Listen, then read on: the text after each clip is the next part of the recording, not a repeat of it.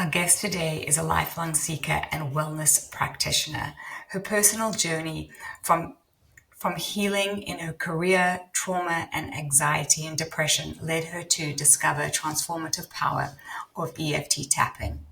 What began as a search for relief became a mission to empower others with a simple yet profound tool for emotional and physical healing. She shares how tapping helps us to move beyond symptom management to over to real release of the root of the trauma and the suffering.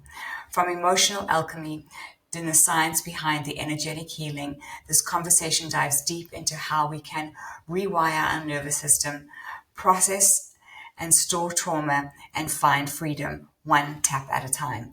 Amy, I am so excited to have you on the show. I'm excited to be here, Natasha. There is just so much. I've tried tapping out and I've always wanted to know like all the juiciness about it and how it works and why it works. But let's start with a little bit of your personal journey, because that's, I think, so important for people not to realize that, you came as an angel on this earth and you're the tapping queen, but there was an actual process for you learning this and finding freedom for yourself. Yeah, it wasn't all roses, that's for sure. I would have to say that you mentioned that I am a seeker, but I'm also started off as an extreme people pleaser because of my own personal trauma. So I was great at being a chameleon of sorts. Like I would turn myself into whatever I think was necessary in a certain moment to get people to like me or to achieve whatever end I was looking for at the moment. And I think that served me well because my superpower became empathy. I was able to really put myself in other people's positions and see what they needed from a situation.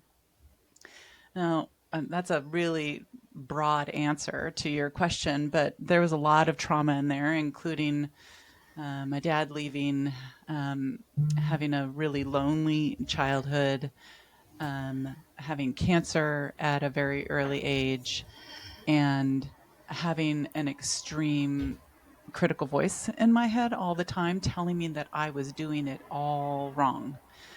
And so that kind of set me up to be in a place where it was kind of started happening in my mid-30s where I needed extreme help.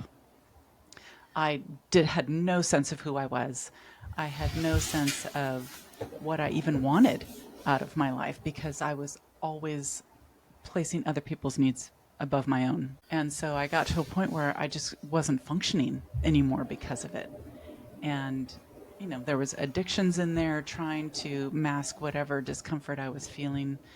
But I finally got to a place where I was exposed to tapping, and that started me on a real path to healing. I had been a seeker and tried many different things before that, including Tony Robbins, all of these things that you're supposed to push through all of your traumas and push through all of your blockages to gain this wonderful life. And I couldn't figure out why I couldn't do it. And when I discovered tapping, I finally understood the answer to that question. So yeah, what is how is that the answer? Like, why, I think people who really want to overcome or become more than just their past and become more than just their trauma. It doesn't even have to be their trauma, just things that are holding them back.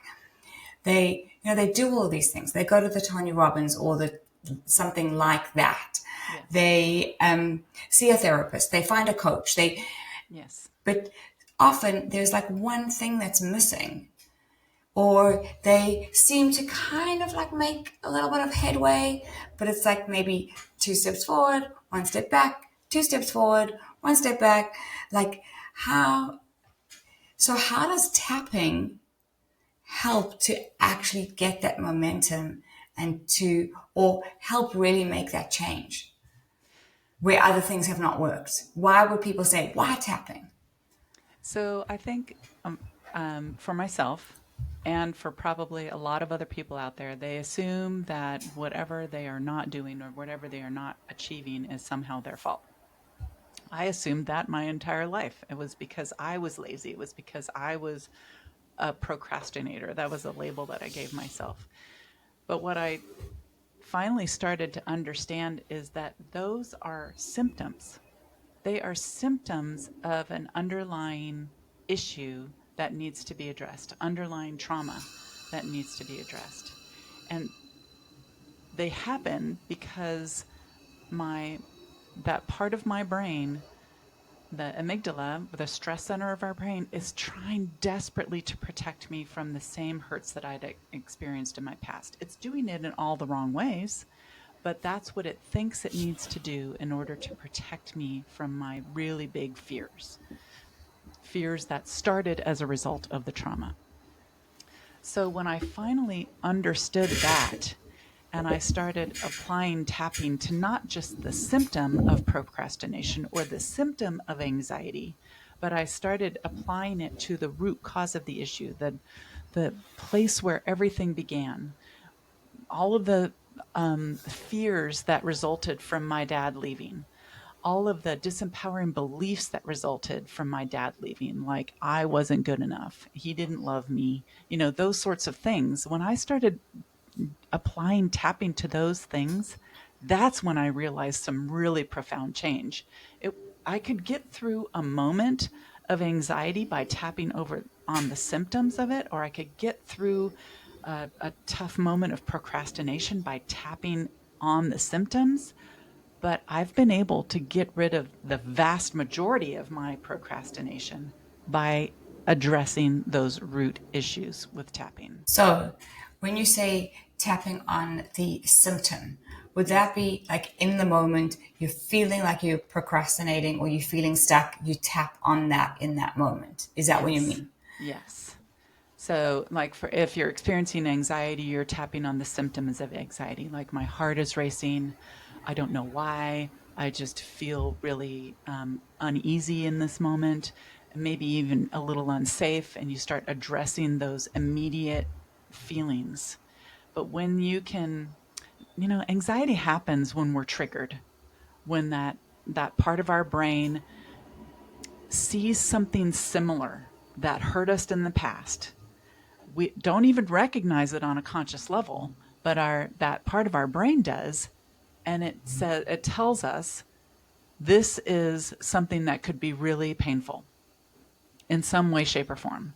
So we're going to prevent you from moving forward on this, and we're going to tell you with these symptoms in your body that you need to stop and not move forward.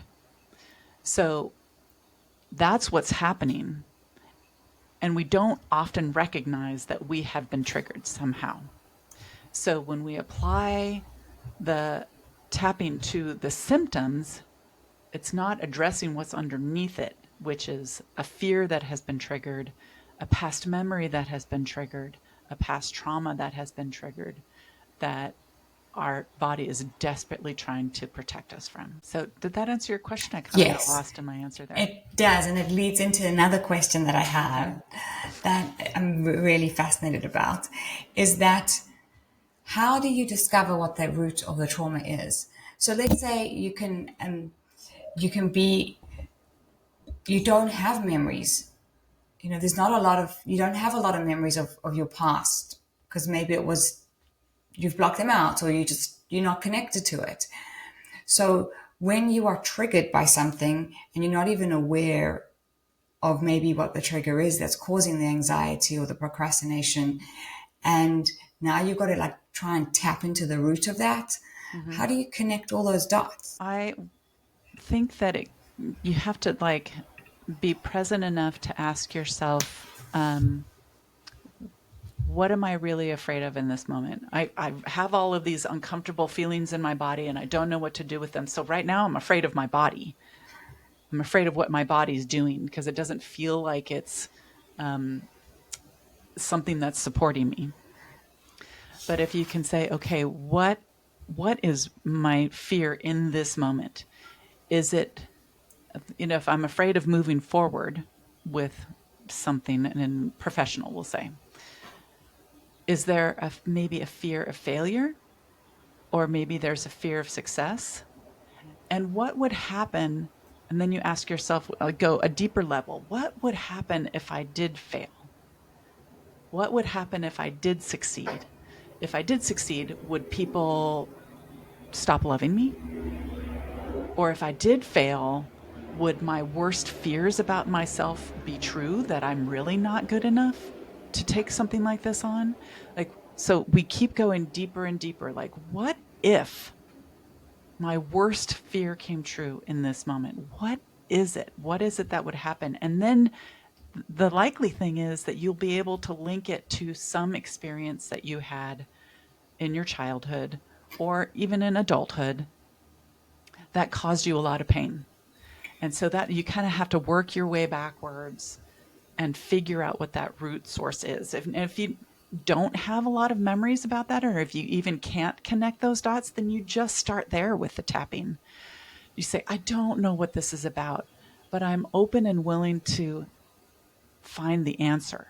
And so you start opening yourself up to your intuition and your body leading you down the path that could find the answer for you, that could find that root cause. So do you have to be intentional and present during this time in order to try to get to the root? I think it helps a lot, because when we are in that state of anxiety, our brain is focused intensely on avoiding the past and controlling the future so that we don't have a similar outcome. So getting present is required so that we are not those past and future worries. We are in this moment and can ask ourselves those really important questions. It's a really hard thing to do in a moment, especially when you're feeling anxiety. And maybe it's helpful at first to have a really experienced coach by your side asking you those questions and prompting you to go deeper and deeper and figure out what those answers are. But I think also that we can get there if we just are determined. Determination is probably the best asset that you have in figuring out these answers. So when you are feeling the anxiety or Yes. whatever it could be, I know we're just saying anxiety, but it could be whatever feeling comes up. It could be sadness, it could be procrastination, it could be fear or hopelessness. Or I'm just giving examples for people who are out there. Yes. Even addiction. Addiction is a symptom also. So when you're having those those strong feelings or not so strong, and you don't know what the past it's linked to in the past, is the best thing to do in that moment is just start tapping. And can that bring you to be present? Absolutely. That's one of the great benefits of tapping, because just the act of tapping on your body brings your energy and your focus into this present moment. That has that somatic aspect to it, along with the energetic aspect of your utilizing your energy meridians. And then there's the cognitive therapy aspect of it that makes it such a powerful combination. So the act of tapping on your body will bring your energy into the present moment and allow you to kind of ask those questions. So yeah, maybe tapping immediately is the first thing, but that will also start lowering cortisol in your body, the stress hormone, immediately, like 43% faster than if you had not tapped on yourself at all. So you can get yourself to a state of calm a lot faster by just using tap and not even saying anything. Wow. Yeah. Okay, so tons of questions with that, but I want to go back to another question that I had from what you were previously saying. Yes. You said, what about people who are, who don't connect to their past, or they don't have memories from their past, but they know it could be, or they are in fear of something, it being something big, but they don't even want to go there? How can you reconcile that for people as to why it's important for them to tap, even though they have that fear about the past? So if there is a trauma that people are afraid to engage with, there's a very specific process that people should go through with tapping. And when I work with clients on something like this, I will have them put their trauma in a vault on the other side of the city. Okay. Just in their mind, that's where it is. Nobody's got the combination except for my client. And then we tap on how scary it is to just know that it's there. I have an awareness of it. It is there. I'm not engaging with it, but I'm going to tap myself down. And we usually do a rating between 0 and 10, 10 being intensity. They're at a 10. We tap on the fact that it is over there, and I know it's over there, and I don't want to engage with it. It's too scary and too unsafe. And then going through that process and lowering their fear level down to a 0 means that we can bring that vault a little bit closer. And then maybe it's a vault inside the house, but on the far end of the house. And so and then at some point when we get that down to a 0, then maybe we open the door, but we're still not engaging with it. And it is just a very slow and gentle process. It's not about diving into the hardest, deepest memories. Of course, that's an option, but for people that are really afraid of engaging with those memories, I suggest a very slow, very gentle approach. We had acknowledging and honoring all of their fears over and over and over again, helping them to basically have their day in court. All of these fears need to be acknowledged and honored because they are so desperately trying to protect us. So there's nothing bad about them. There's only honoring them, and that lack of resistance to them is what helps them to slowly release. So could you just take the word or the feeling fear and tap on that? Yes. And it will like start to peel back the onion on all the fears that you've had? Yes.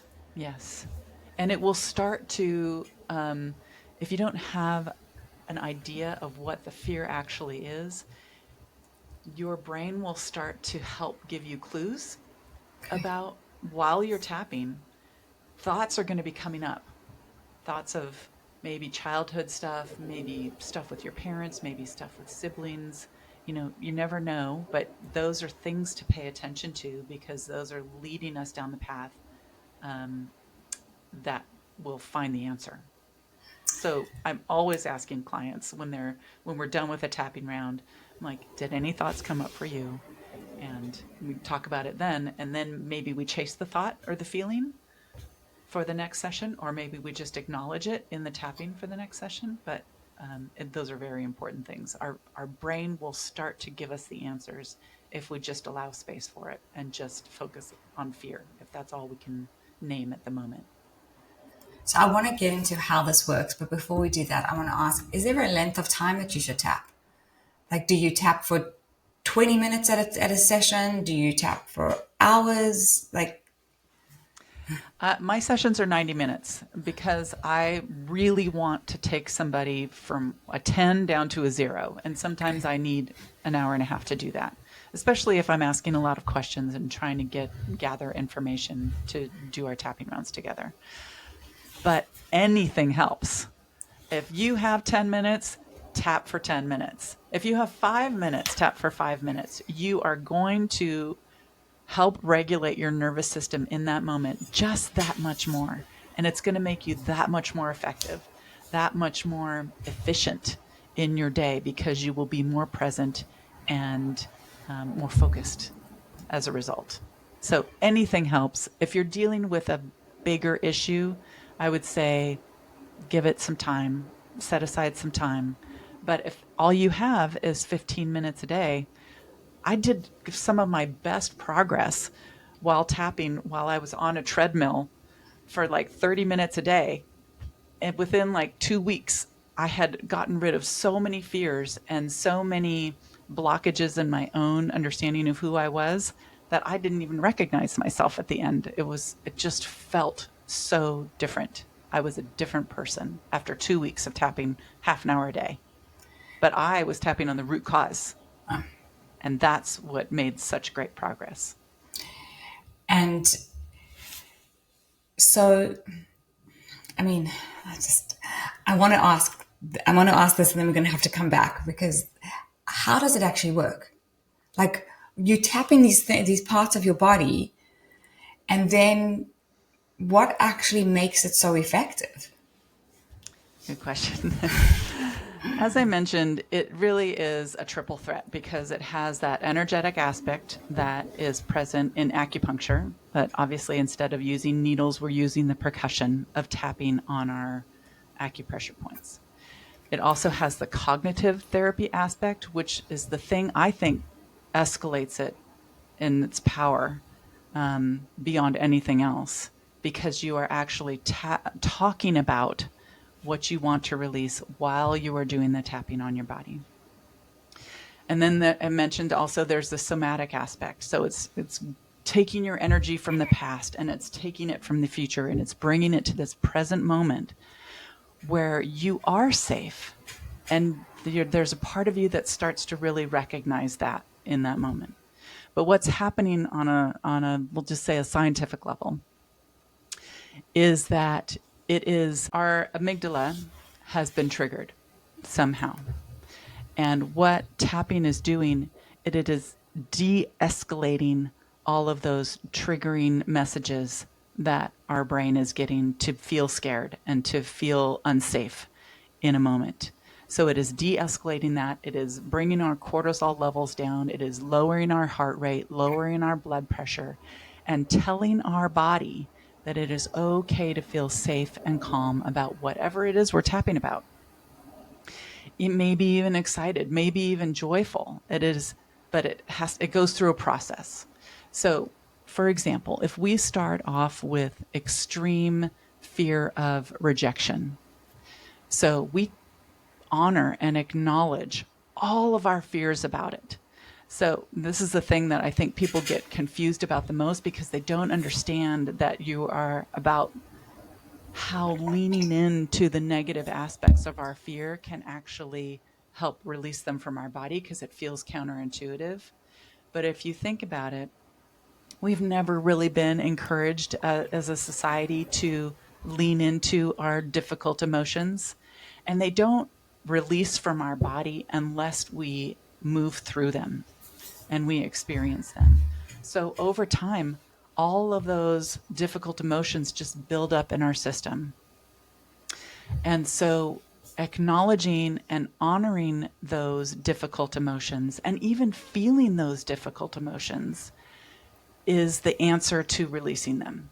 So that's why we focus on the negative.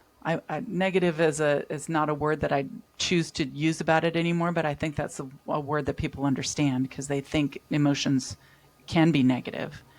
But we focus in on those. We allow ourselves to feel them in this moment where we're telling our body to feel safe and calm about whatever it is we're talking about by tapping. Mm-hmm. So it allows us to release those emotions, moving through them at such a fast pace, and release them from our bodies completely, allowing us to retain the memory, but have zero emotional attachment to it. So I can think back on things that used to terrorize me now, and I am completely neutral about whatever it is that happened. I have no spike in emotion other than gratitude, to be honest, because it caused me to learn something really wonderful and come out on the other side a fuller, more, I don't know what the right word is. We'll just say peaceful person as a result. So there's a lot of different things that are going on, but more than anything, it is allowing us to move through emotions that we have stored in our body over time, and our body is de-escalating those cortisol responses, that amygdala response, and we are being told it's okay to feel safe and calm, and it's okay to let all of it go. So I have experienced a little bit of tapping, mm-hmm. and it's always started off with like saying the negative emotion, Yes. and then as you tap through the body, you're saying more information. Yes. So what if you are a person who is not, not really in touch with their emotions, or they're not sure of the right thing to say, or is this, how do you recommend someone tap them? I recommend downloading either the Soar with Tapping app. There are other tapping apps out there too. So find one that works for you, because I struggled at first too. I didn't know what to say. I kind of got a little bit of performance anxiety, like somehow I was going to get it wrong. I can assure you that you can't get tapping wrong. There is just no wrong way to tap. Even if you only focused on positive stuff, you would end up feeling happier when you're done with your tapping than you did in the beginning. But if you really want to get rid of core issues that have some root trauma to it, then I would suggest using a guide like an app or a coach of some kind to kind of help you through that process. There is an order that you have to do things in order to get rid of that trauma, starting with the trauma itself and then tapping your way through the limiting beliefs and the fears that have resulted from it. So on the Soar with Tapping app, there are a lot of videos that will tell you how to tap through bigger issues like anxiety or addiction or depression. Because when you're faced with depression, going to a tapping app and seeing hundreds of tapping scripts available to you also feels overwhelming. So there's guides on the app that will tell you where to start and where to progress from there. So another thought I always had about this, about tapping, is that when you're following a script, it's somebody else's script, or it's a little generic because Yes. everyone's unique. So Yes. is that as effective as doing it with a coach, or personally yourself with your own information? It is generic by design, as you can imagine, but I think that there is no substitute for working with a coach or writing your own tapping scripts. Because when I'm working with a client and I'm asking them a lot of questions at the beginning of our session, what I'm trying to understand is their personal experience. And even though there are big themes to people's fears and limiting beliefs that are available on the app, there's also very unique language that people use. There's a very usually unique response to a particular person or a particular event. And if there's severe trauma that needs to be worked through, I don't recommend people do that on their own. I recommend that they start off with a coach first, at least with the trauma itself. Because trauma, just like I mentioned, it has to be done so gently and so with so much empathy and compassion so that people can feel safe to work through it. But like I said, there's no substitute for that. But writing your own or infusing your own words instead of the ones that are fed to you on the tapping script will also yield really great results. Because when you're tapping, sometimes and you're feeling it, you can really get into a moment and you can start to verbalize some of those things. If you allow yourself to really feel it, you can start to verbalize it, and that is what's going to make a difference. So is it also effective if you just, let's say, you're thinking of a past experience that has triggered you, and you just talk out the experience as you tap? Is that really helpful too? Absolutely. It doesn't have to be, a perfect tapping script. It can just be you talking. Like, I feel like my stomach is so in knots right now, and I don't even know why. Maybe it's connected to some past trauma, maybe not. But I just want to honor that my body is responding in some way, shape, or form, and I don't know why.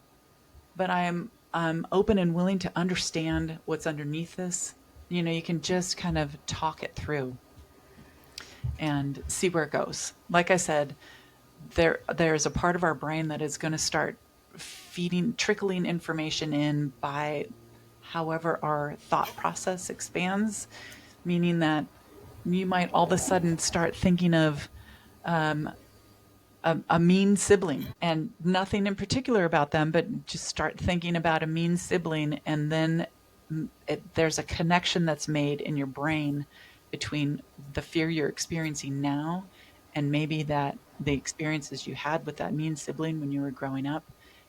And there's some connection there.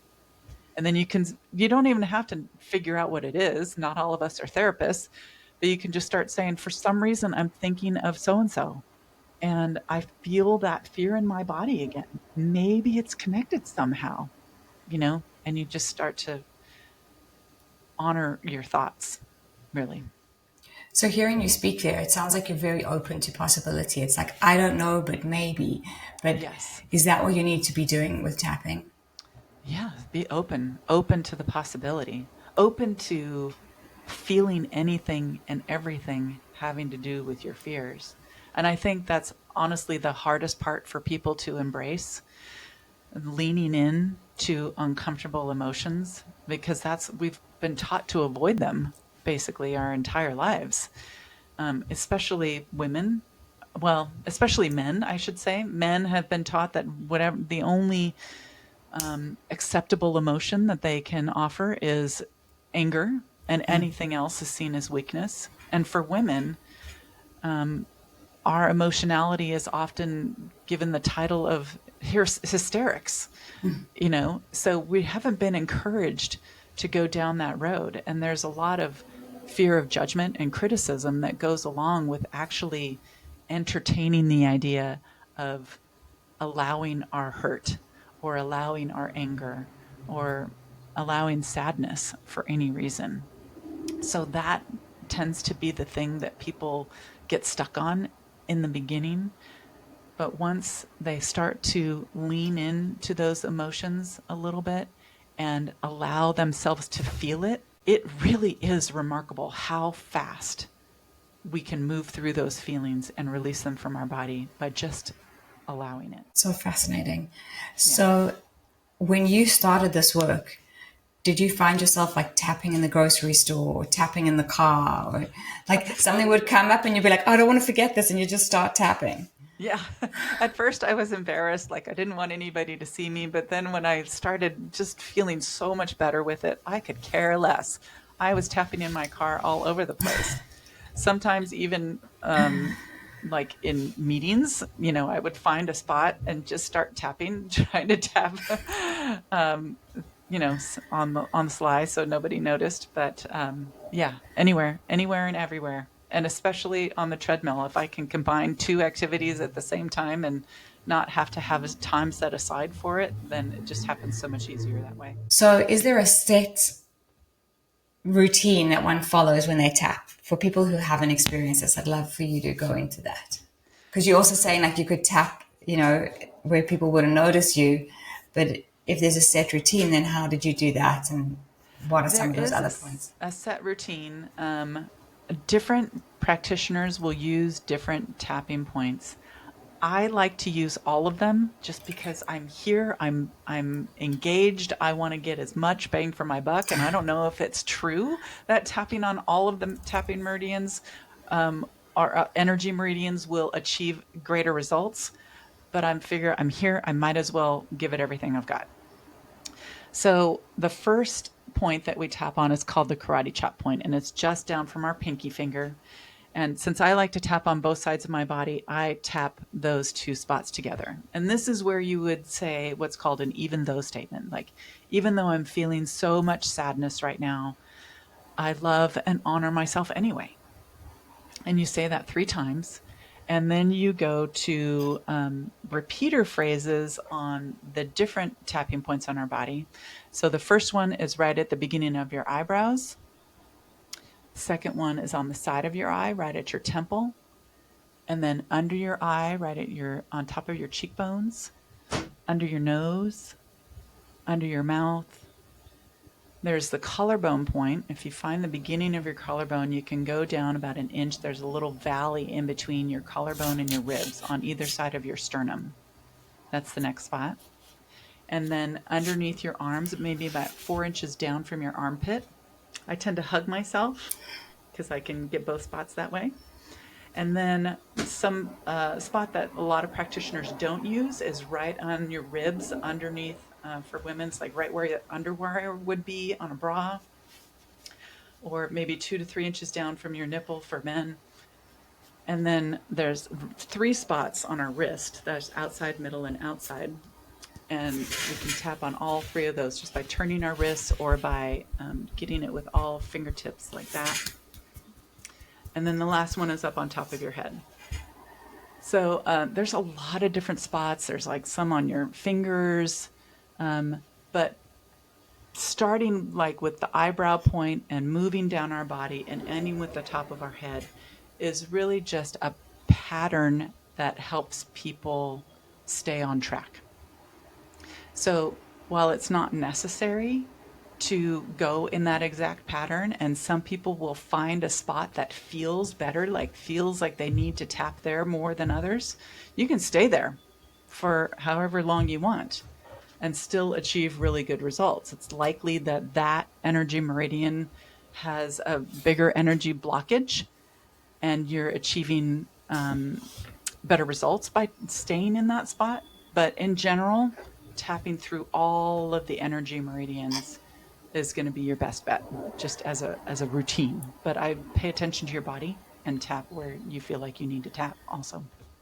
So can you massage these points, or is it actually the tapping that does the great work? That's a good question. I don't know. I've never had that question before, but I've always just tapped. And is there a specific rhythm? Do you need to do it as hard? Like, is there a hardness that you should do, or a softness that you should approach it with? What I tell people is tap hard enough so that you feel it, but not so hard that you are hurting yourself in any way.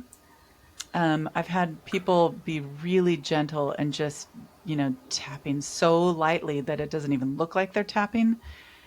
And I question whether or not that affects their results. So I'd just encourage them to tap a little bit harder so that I can see that, there's some pressure behind it. And tapping harder won't make the results happen faster. Like if you've got your rhythm, you should start knocking this out. No, I don't think it will. But you do want to engage with those acupressure points. And I think tapping a little bit harder, not hard, but hard enough that you really feel it, is one of the things that makes it work. I can speak to you for hours on this. I am so fascinated by this. We had a guest on a while ago, and she experienced tapping, and then she went and wrote out every trauma she'd ever experienced, and then literally worked on it until it was gone, like systematically. So I think that's so fascinating. It's always been something like in the back of my mind, but I've never really committed to it. I am committing to it. From today onwards, I'm going to be doing some tapping every day. I think one of the best pieces of advice I could give anybody about starting tapping is to write down your top 10 fears. And they're try to go deep with the fears, because so there's foundational fears, things like fear of not belonging, fear of rejection or abandonment, fear of not being worthy or deserving of love, fear of not being good enough. I mean, there's big foundational fears. Start there. That is going to give you the most bang for your buck. And you will get the best results by dealing with those root fears. And then from there, I'll just tell you that healing happens in layers, by the way. So you work through the fear of not being good enough, and then all of a sudden your life will expand a little bit, and you'll start getting rid of fears and asking more from yourself and from your life as a result. And there will be a point when you bump up against that same fear again, that fear of not being enough. So then you'll have to release another level of it. So just to have that in mind, because there was a few times in my journey through this where I just like, then I worked through that, like, God, why do I have to go back here again? And it's because it happens in layers. Our body releases what it's able to engage with at the moment. And when our life expands into the space that has been allowed by clearing out some of that fear, it will bump against those walls again at some point. But so don't think that you have failed somehow. Don't think that tapping has failed somehow. It's just that you are progressing and you have reached a new level in your life. And that is to be celebrated. So my last question for you Yes. is, even though you're working in layers, Yes. and I believe that too, I feel like it's a spiral that you come back to the same thing, but you're just viewing it as like from a different perspective. Yeah. Is the initial work that you've done everlasting? Oh, yeah. So once you've cleared that out, you've cleared it out. You never have to do that from the same perspective again. Exactly. Exactly. It has been removed from your body. You have processed it. It is out, and you have a new way of looking at things. And I think that's one of the biggest gifts that tapping gives, is that you will never work on that same aspect of things in the exact same way anymore once you've cleared it. That's amazing. Okay, I do have another question. Okay. So, how will children benefit from using this? Oh my gosh, children, they are so great at releasing things because they haven't looked through the world through the lens of their trauma long enough to start finding evidence that supports their fears over and over and over again. So they process things very quickly. I encourage anybody to work with their kids on a nightly basis and just tap through their little points, and they can talk about whatever was hard that day, or they can talk about whatever fears they have. And you wouldn't believe how effective it is, especially for kids. And the best bonus is that it puts them to sleep because they feel so calm and relaxed after doing tapping. So nighttime is the best time. Tap on your kids over whatever it is. Whatever it is. My daughter loves tapping. And whenever something comes up for her, that's exactly what we do. We tap at bedtime. She falls right asleep and wakes up feeling great. So should adults tap at nighttime too? I Or think anytime, but it will make you feel really peaceful and relaxed. And people are so, that's such a foreign feeling if you're living with like a regular state of anxiety in your body all the time, that they can feel really tired afterwards. They mistake that relaxed, calm feeling for just exhaustion. So yeah, tapping at night is a great time if you're just starting, and especially if you have that level of anxiety in your body the majority of the time. So Amy, how can people connect with you? Oh, they can go to my app if they want to download the app, soarwithtapping.com. They can go to the website, soarwithtapping.com. I just said that for the app, but search in both app stores have it. The website will have a special code if they go to soarwithtapping.com/podcast-special. They can get a code there where they can get 50% off of their first annual subscription to the app. Or they can email me through the website, whatever they want to do. I'm happy to engage any and all contact. Well, Amy, it has been so great speaking to you. So much knowledge you have on this, and I'm excited to dive into tapping now. It's always been like at the back burner. It's like the last thing that I'm going to do. It's like the last thing on my list. I totally understand. It was that way for me too, until I started just experiencing so many wonderful things from it. So that's why I just need to bring it to the world. Everybody can have this at their fingertips. That's what I feel so passionate about. It's amazing. Well, thank you so much. And I'm excited for people to connect with you and to learn more. I am too. Thank you so much for having me today, Natasha.